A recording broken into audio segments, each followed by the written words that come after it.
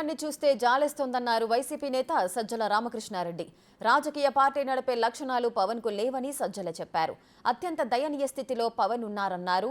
తాను పోటీ చేసే స్థానంపైన పవన్ కు క్లారిటీ లేదని ఎద్దేవా చేశారు సజ్జల.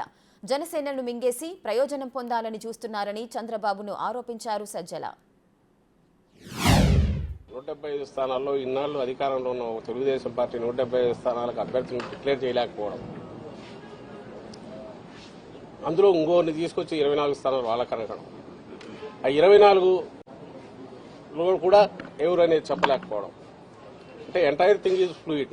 ఇందులో బీజేపీలో కూడా ఒకవేళ పొత్తు కుదిరితే ఈయన పంపిస్తాడు అనుకుంటా, తన అభ్యర్థులనే పంపిస్తాడు.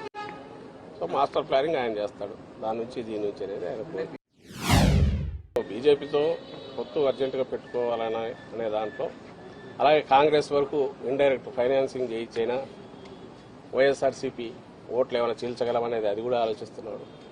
ఓవర్వెల్మింగ్ గా వైఎస్ఆర్ కాంగ్రెస్ పార్టీకి జగన్మోహన్ రెడ్డి గారికి ఉన్న పర్సెంటేజ్ ఆ పాజిటివ్ ఇది అయితే కనుపుతుందో దాంట్లో ఏమాత్రం చిన్నది డెంటిన్ చేయాలన్నా వీలవుతుందేమో అది అన్ని రకాలుగా ఆయన ప్రయత్నం చేస్తున్నారు. ఇందులో పాజిటివ్ అజెండా కానీ, రాష్ట్రానికి ఇది చేయగలను కానీ, లేకపోతే రాష్ట్రానికి 14-19 మధ్య ఇది చేశారని చెప్పుకోగలిగిన ఇది కూడా ఏది లేకపోవడం ఆయన దౌర్భాగ్యం. అలాంటి ఎత్తిపోయిన కేసుకు సబ్సిడరీ కింద పోవడం ఈయన బలహీనత, ఈయన దారిద్ర్యం ఇది కనపడుతుంది. ఏదన్నా అనుకోవచ్చు, ఎవరు అనేది ప్రజలకు తెలుసు. ఆయన కేవలం పడికట్టు మాటలు 4 పెట్టుకునేందుకు మాత్రం ఎవరు ఇది అవుతుంది. ఈరోజు ఇది అంటున్నాడు, రేపు ఇంకొకటి అంటాడు. అసలు రాష్ట్రం నాశనం అయిపోతుంది అంటాడు, ఇంకో శ్రీలంక అయిపోతుంది అంటాడు.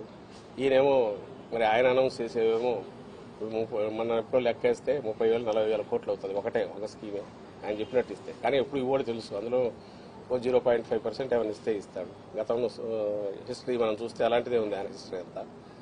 జనం నమ్ముతారు, జనం గొర్రెల్లాగా నమ్ముతారు. తను 5 ఏళ్ళు అయిపోయింది కాబట్టి మర్చిపోయి ఉంటారని అనుకుంటున్నాడు కాబట్టి ఆయన ఏదైనా మాట్లాడతాడు. మామూలు ఉద్దేశించి కూడా ఎలాంటి మాటలైనా మాట్లాడతారు. బట్ అల్టిమేట్గా ప్రజలు అనుభవించినారు, ఆ పీరియడ్ అనుభవించినారు. పాజిటివ్ సైడ్ ఈసారి కూడా వాళ్ళ ఎక్స్పీరియన్స్ డిఫరెంట్గా ఉంది. ఫస్ట్ టైం ప్రజలది వైఎస్ఆర్సీపీ పాలన. But they have already decided అని మాకు వస్తున్న దీంట్లో కనపడుతుంది, మా సర్వేలో కానీ మాటలో కానీ ప్రమాణం కనపడుతుంది. We will sweep last time కంటే బెటర్ ఇది ఉంటుంది. 175 టార్గెట్ మాది అట్లే ఉంది.